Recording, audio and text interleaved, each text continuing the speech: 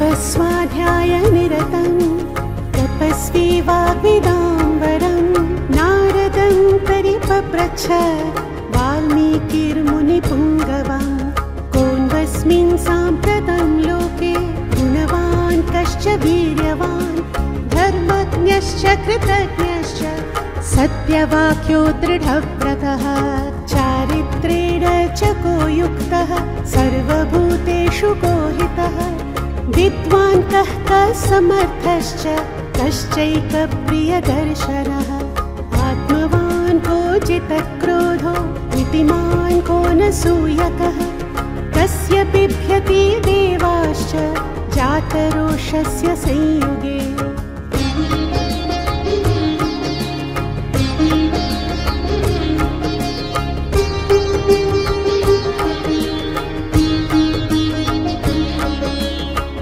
एतदिच्छाम्यहं श्रोतुं परं कौतूहलं हि मे महर्षेत्वं समर्थोऽसि ज्ञातुमेवं विधं नरं श्रुत्वा चैतत्त्रिलोकज्ञो वाल्मीकिर्नारदो वचः श्रूयतामिति चामन्त्र्य प्रहृष्टो वाक्यमब्रवीत्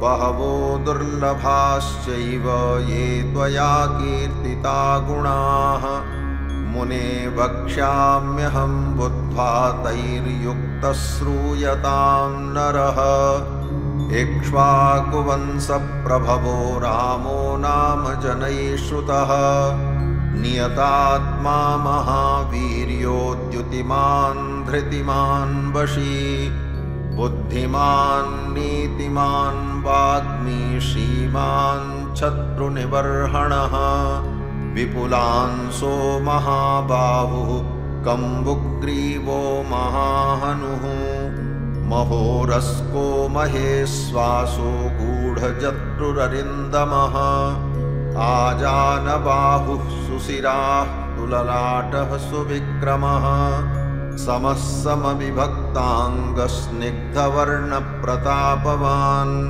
पीनवक्षा विशालाक्षो लक्ष्मीवान् शुभलक्षणः धर्मज्ञः सत्यसन्धश्च प्रजानां च हिते रतः यशस्वी ज्ञानसम्पन्नः शुचिर्वस्यः समाधिमान् प्रजापतिसमः श्रीमान् धाता रिपुनिषूदनः रक्षिता जीवलोकस्य धर्मस्य परिरक्षिता रक्षिता स्वस्य धर्मस्य स्वजनस्य च रक्षिता वेदवेदाङ्गतत्त्वज्ञो धनुर्वेदे च निष्ठितः सर्वशास्त्रार्थतत्त्वज्ञः स्मृतिमान् प्रतिभानवान् सर्वलोकप्रियः साधुर्दीनात्मा विचक्षणः सर्वदाभिगतः सद्भिः समुद्र इव सिन्धुभिः आर्यः सर्वसमश्चैव सदैव प्रियदर्शनः स च सर्वगुणोपेतः कौशल्यानन्दवर्धनः समुद्र इव गाम्भीर्ये धैर्येण हिमवानिव विष्णुना सदृशो वीर्ये सोमवत्प्रियदर्शनः कालाग्निसदृशः क्रोधे क्षमया पृथिवी समः धनदेन समस्त्यागे सत्ये धर्म इवापरः तमेवं गुणसम्पन्नं रामं सत्यपराक्रमं ज्येष्ठं ज्येष्ठगुणैर्युक्तं प्रियं दशरथसुतं प्रकृतीनां हितैर्युक्तं प्रकृतिप्रियकाम्यया यौवराज्येन संयोक्तुम् ऐच्छत्प्रीत्या महीपतिः तस्याभिषेकसंभारा दृष्ट्वा भार्यार्तकैकयी पूर्वं दत्तवरा देवी वरमेन मयाचत विवासनं च रामस्य भरतस्याभिषेचनम्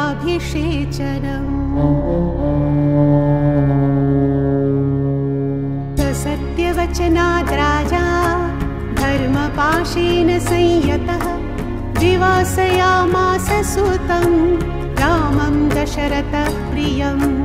स जगाम वनं धीरः प्रतिज्ञामनुपालयन् पितुर्वचननिर्देशात् कैकेय्याः प्रियकारणात्। तं व्रजन्तं प्रियो भ्राता लक्ष्मणोऽनुजगामः स्नेहाद्विनयसम्पन्नः सुमित्रानन्दवर्धनः। भ्रातरं दयितो भ्रातुः सौभ्रात्रम् अनुदर्शयन् रामस्य दयिता भार्या नित्यं प्राणसमाहिता जनकस्य कुले जाता देवमायेव निर्मिता सर्वलक्षणसम्पन्ना नारीणामुत्तमा वधूः सीताप्यनुगता रामं शशिनं रोहिणी यथा पौरैरनुगतो दूरं पित्रा दशरथेन च। शृङ्गवेरपुरे सूतं गङ्गाकूले व्यसर्जयत् गुहमासाद्य धर्मात्मा निषादाधिपतिं प्रियम्। गुहेन सहितो रामो लक्ष्मणेन च सीतया देवनेन वनं गत्वा नदीस्तीर्त्वा बहूदकाः चित्रकूटमनुप्राप्य भरद्वाजस्य शासनात् रम्यमावसतं कृत्वा रममाणा वने त्रयः देवगन्धर्वसङ्कासास्तत्र ते न्यवसन् सुखम्। चित्रकूटं गते रामे पुत्रशोकातुरस्तदा राजा दशरथः स्वर्गं जगाम विलपन् सुतम्।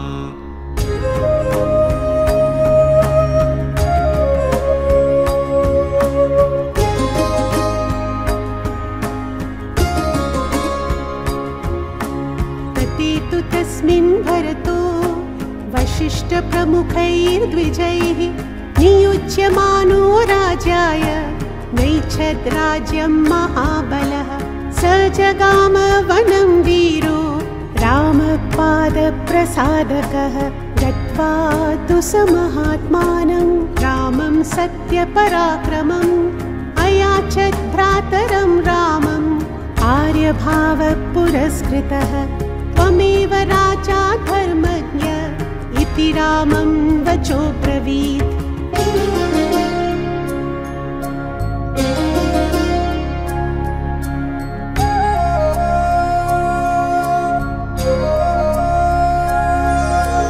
रामोऽपि परमोदारः सुमुखः सुमहायशाः न चैच्छत् पितुरादेशात् राज्यं रामो महाबलः। पादुके चास्य राज्याय न्यासं दत्त्वा पुनः पुनः निवर्तयामास ततो भरतं भरताग्रजः। स काममनवाप्यैव रामपादा उपस्पृशन् नन्दीग्रामे करोत् राज्यं रामागमनकाङ्क्षया।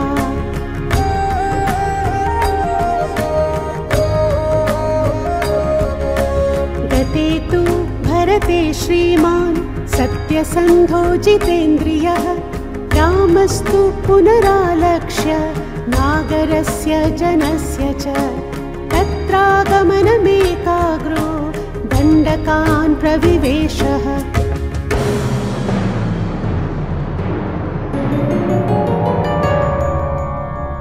प्रविश्यतु महारण्यं रामो राजीवलोचनः विराधं राक्षसं हत्वा शरभङ्गं ददर्शः।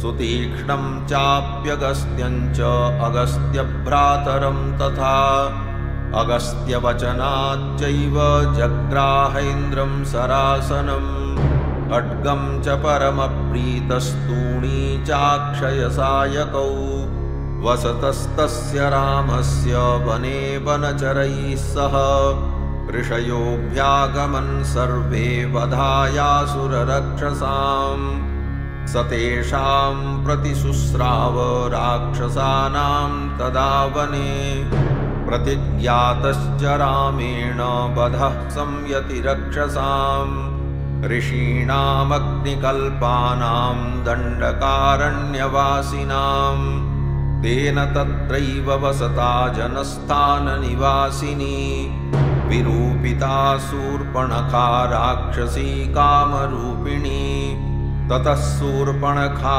वाक्याद् उद्युक्तान् सर्वराक्षसान् हरं त्रिशिरसं चैव दूषणं चैव राक्षसम् निजघानरणे रामस्तेषां चैव पदानुगान् वने तस्मिन् निवसता जनस्थाननिवासिनां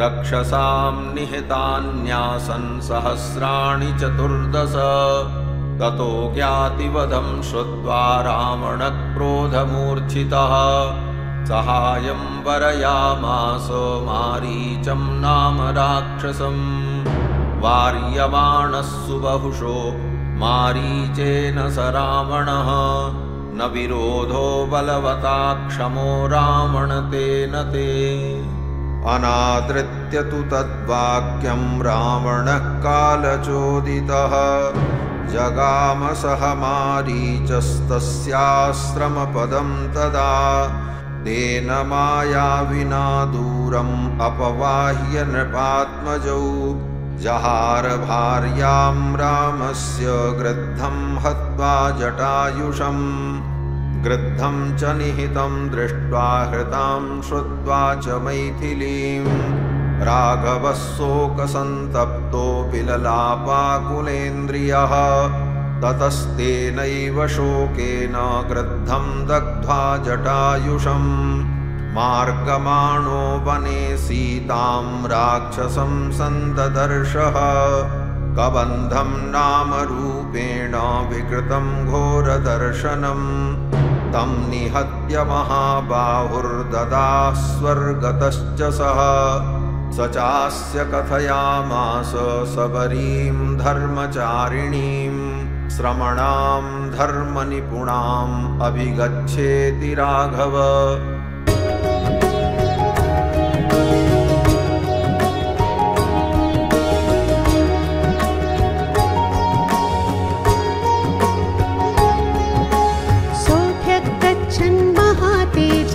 शबरीं शत्रुसूदनः शबर्या पूजितः सम्यक् ग्रामो दशरथात्मजः पम्पातीरे हनुमता सङ्गतो वानरेणः हनुमद्वचना चैव सुग्रीवेण समागतः सुग्रीवाय च तत्सर्वं शंसद्रामो महाबलः आदितस्तद्यथावृतम् सीतायाश्च विशेषतः सुग्रीवश्चापि तत्सर्वं श्रुत्वा रामस्य वानरः चकार सख्यं रामेण प्रीतश्चैवाग्निसाक्षिकं ततो वानरराजेन वैरानुकथनं प्रति रामाया वेदितं सर्वं प्रणया दुःखितेन च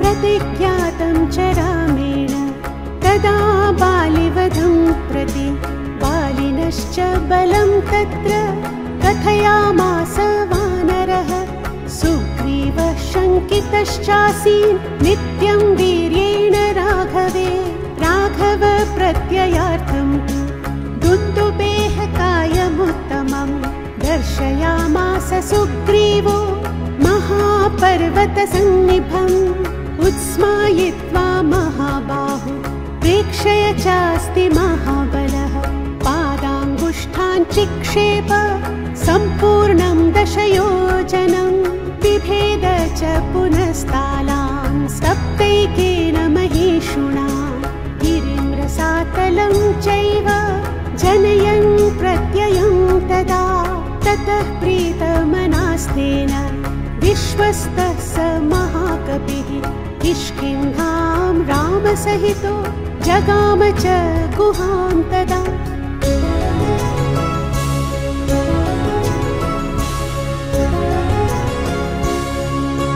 ततो गर्जद्धरीवरः सुग्रीवो हेमपिङ्गलः तेन नादेन महता निर्जगाम हरीश्वरः।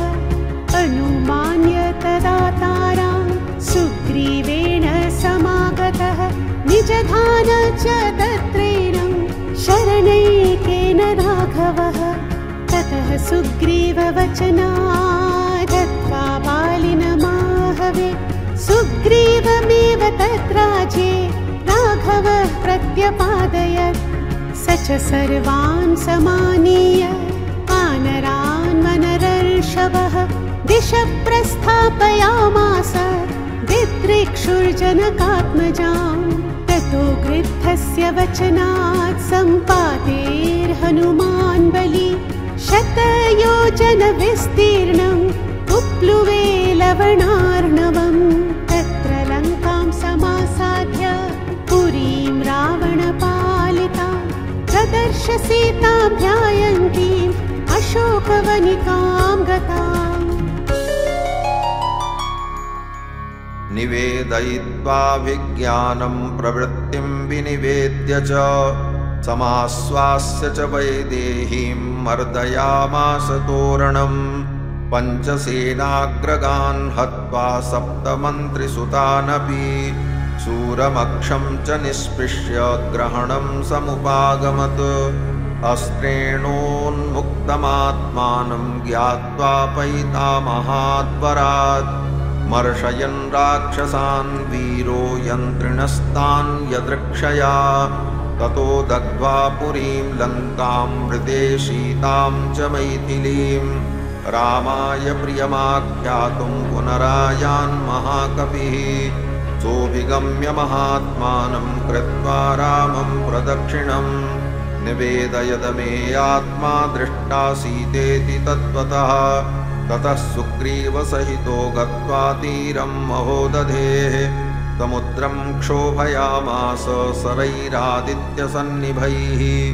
दर्शयामास चात्मानं समुद्रः सरितां पतिः। समुद्रवचनाच्चैव नलं सेतुमकारयत्।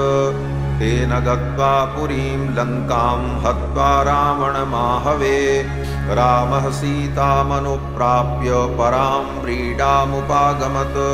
तामुवाच ततो रामः परुषं जनसंसदि अमृष्यमाणा सा सीता विवेशज्वलनं सती। ततोऽग्निवजनात् सीतां ज्ञात्वा विगतकल्मषां कर्मणा तेन महता त्रैलोक्यं सचराचरम्। स देवर्षिगणं तुष्टं राघवस्य महात्मनः बभौ रामः सम्प्रहिष्टः पूजितः सर्वदैवतैः। अविषिद्य च लङ्कायां राक्षसेन्द्रं विभीषणम् कृतकृत्यस्तदा रामो विज्वरप्रमुमोदः। देवताभ्यो वरं प्राप्य समुत्थाप्य च वानरान् अयोध्यां प्रस्थितो रामः पुष्पकेण सुहृद्वृतः। भरद्वाजाश्रमं गत्वा रामः सत्यपराक्रमः भरतस्यान्तिके रामो हनूमन्तं व्यसर्जयत्। पुनराख्यायिकां जल्पन् सुग्रीवसहितस्तदा पुष्पकं तत्समारुह्य नन्दिग्रामं ययौ तदा। नन्दिग्रामे जटां हित्वा भ्रातृभिः सहितो नघः रामः सीतामनुप्राप्य राज्यं पुनरवाप्तवान्।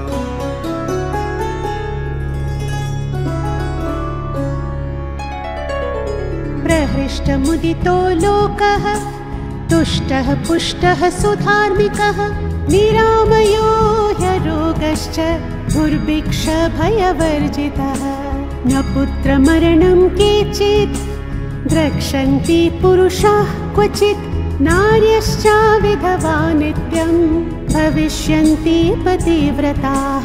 न चाग्निजं भयं किञ्चिन्नाप्सु मज्जन्ति जन्तवः न वातजं भयं किञ्चिन्नापि ज्वरकृतं तथा न चापि क्षुद्भयं तत्र न तस्करभयं तथा नगराणि च राष्ट्राणि धनधान्ययुतानि च नित्यं प्रमुदिता सर्वे यथा कृतयुगे तथा अश्वमेधशतैरिष्ट्वा तथा बहुसुवर्णकैः गवां कोट्युतं दत्त्वा विद्वद्भ्यो विधिपूर्वकम् असङ्ख्येयं धनं दत्त्वा ब्राह्मणेभ्यो महायशाः राजवंशान् शतगुणान् स्थापयिष्यति राघवः चातुर्वर्ण्यं च लोकेऽस्मिन् स्वे स्वे धर्मे नियोक्ष्यति 10 वर्षसहस्राणि 10 वर्षशतानि च रामो राज्यमुपासित्वा ब्रह्मलोकं प्रयास्यति। इदं पवित्रं पापघ्नं पुण्यं वेदैश्च संनितं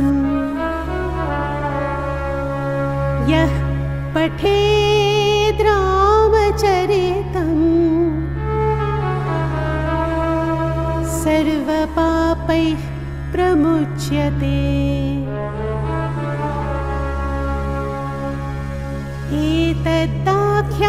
एतदाख्यानमायुष्यम् पठन् रामायणं नरः सुपुत्रपौत्रः सगणः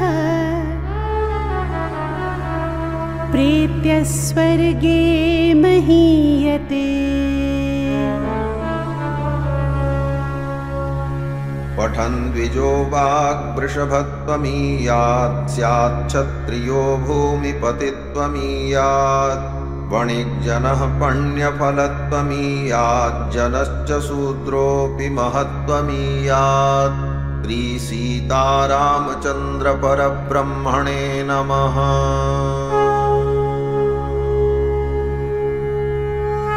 राम राम जय राजा राम, राम राम जय सीताराम। राम राम जय राजा राम, राम राम जय सीताराम। कौशल्या के प्यारे राम, दशरथ राज दुलारे राम।